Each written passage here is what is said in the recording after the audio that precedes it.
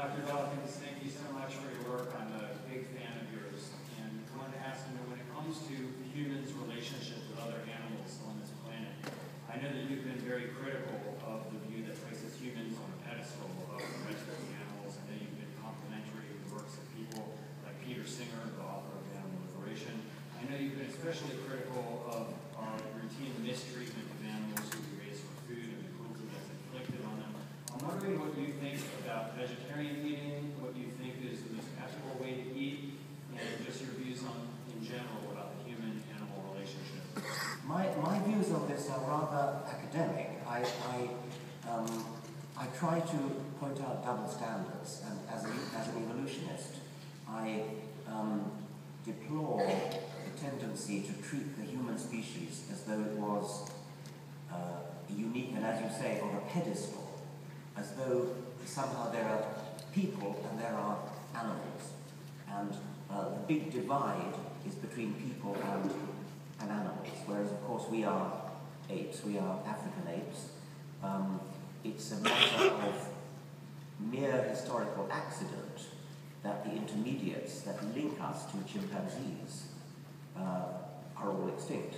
If they weren't, if, say, surviving populations of Homo habilis, Australopithecus, Ardipithecus, Orrerin, whatever the common ancestor of chimpanzees is, and then a corresponding series of intermediates down the line from the common ancestor to chimpanzees, if those all happen to be still alive, or if we discovered relict populations of them, such that we could interbreed with an unbroken chain of intermediates all the way to chimpanzees, then immediately the pedestal would crumble. It would no longer be possible to put humans on a pedestal and put all other animals separate. Much of human morality, much of human political philosophy would have to be drastically rewritten. If you wanted to treat humans specially, there would have to be courts, like those that ludicrously were set up in apartheid South Africa to decide whether somebody would pass for white. You'd have to have courts to see whether so-and-so passed for human. Well, it's only a historical accident that those intermediates happen to be extinct. And it doesn't seem right that our entire moral philosophy should be based upon a historical accident that certain intermediate species happen to be extinct. However, they are extinct, and there is a very definite divide, therefore, between humans and chimpanzees and all other animals. Now, what should we actually do about it in terms of action? I am not a vegetarian. I would like to be a vegetarian. I would like everybody to be vegetarian. I do think it's very important that we should campaign against cruel treatment of animals in farms and slaughterhouses.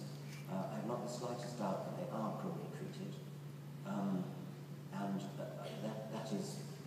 that's terrible. And I actually suspect that in 100 or 200 years' time, we may look back upon the way we treated animals today in something like the way we today look back on the way our forefathers treated slaves. I don't know what to think about. If everybody were to go vegetarian, there would be very, very much fewer animals around. They would none of them exist. It's a complicated problem, and I don't feel at ease in my own conscience about it. I would, in many ways, aspire to be a vegetarian. I certainly aspire to wish that we